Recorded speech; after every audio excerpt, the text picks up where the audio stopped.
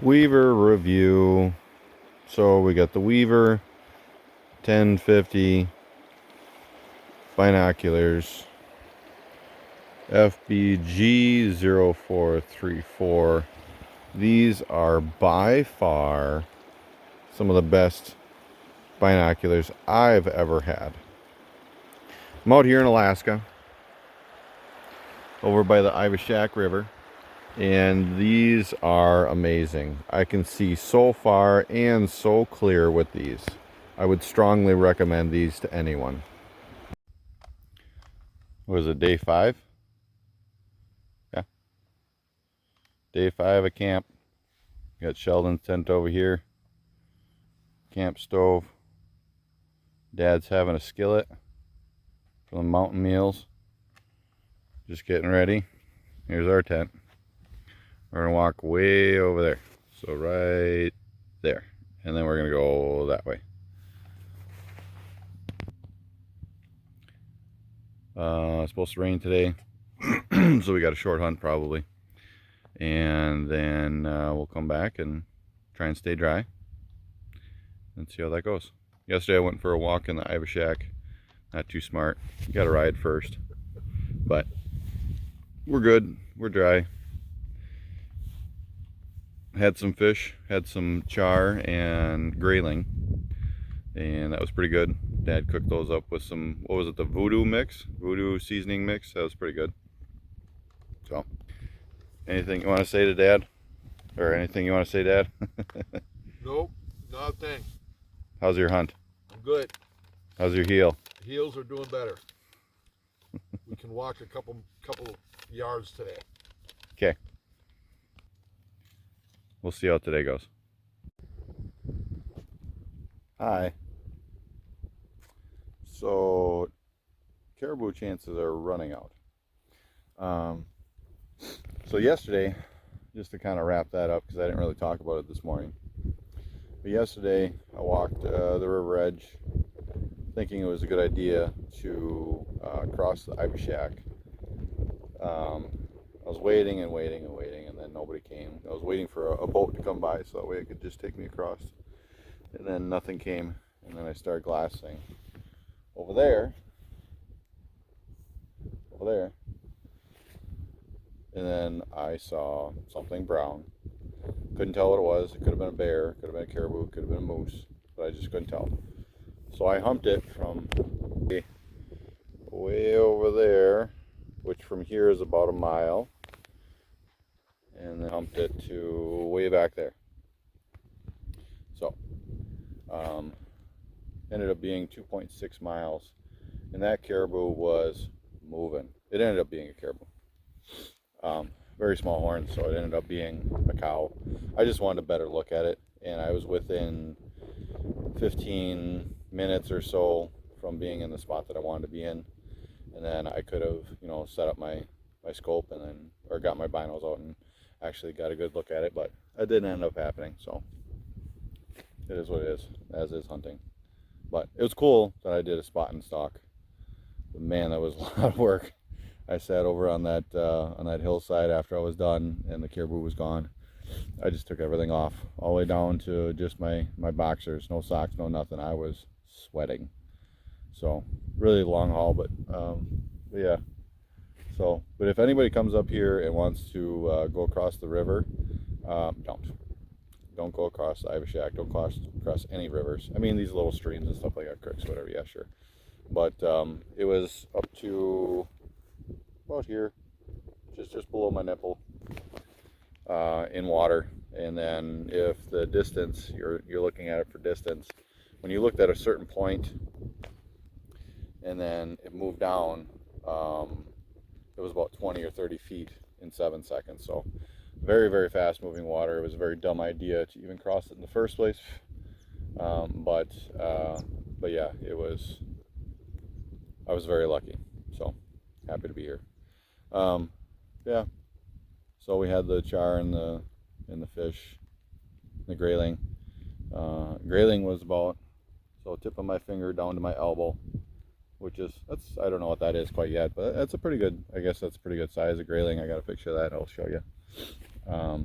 Yeah, kind of sitting out here now, just over the area. This is essentially where the Ivashak would be draining into. The biggest water line, which is right there, that is the Ivashak, and it splits off into two ways. When the guy, I'm not going to say any names or businesses, but when he took me across one portion of it, and realistically there's two portions of that Ivashak.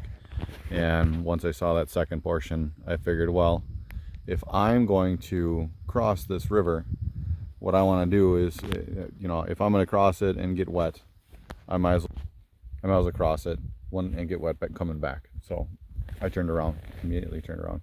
But otherwise, we're seeing all the caribou like in groups of 3, 6, 2, 1 sometimes. They're all across the river. So essentially, when we were coming up here, the guide said, hey, I'm going to throw up my hands. And then what that means is that this is the time that you're going to pick where you want me to drop you guys off at for camp. So he's talking to me, you know, and instead of talking to Sheldon, he was talking to me. Sheldon's from Alaska, so, well, he lives here in Alaska. He's not from here, but so he chose me to pick the spot. So I kind of feel guilty that we didn't pick the other side of the river. So it is what it is, as is hunting, live and learn.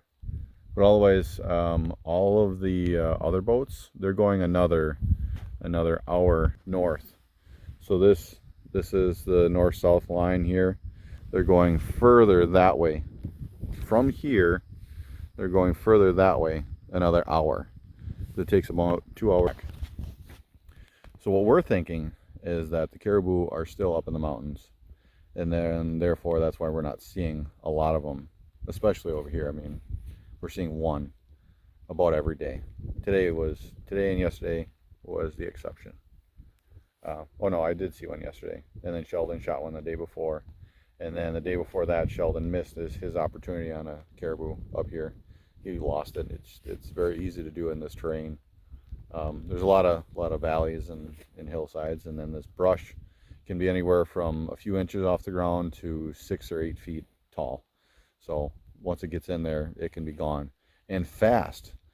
I went 2.6 miles in that little bit, and man, I bet you it covered 5 miles in a matter of the same duration that I did, and I was hoofing it as hard as I could without, I mean, I think I took like 2 small breaks just to kind of see where he was, or where it was.